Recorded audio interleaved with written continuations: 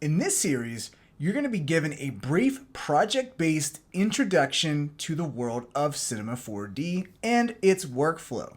By the end of this series, you'll have learned a variety of features and tools that allow you to build an entire 3D animation from start to finish. Each video will introduce and cover specific aspects of the Cinema 4D workflow. First, by starting off by learning about the basic 3D shapes and objects that allow you to generate 3D geometry and build up models.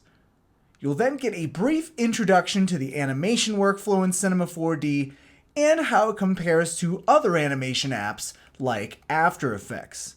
From there, you'll receive brief introductions to the basics of modeling, texturing, and lighting a scene, followed by learning about the Cinema 4D camera system.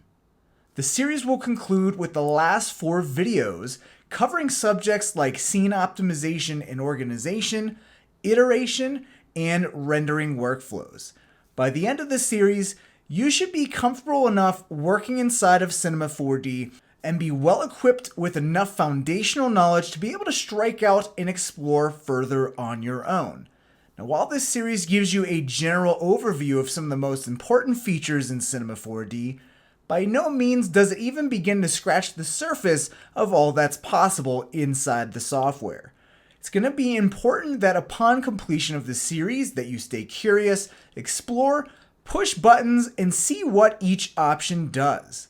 It's experimentation and exploration that will help accelerate your growth and understanding of Cinema 4D. Most importantly, be sure you utilize the comprehensive Show Help menu to discover and learn more about the features that you want to learn more about.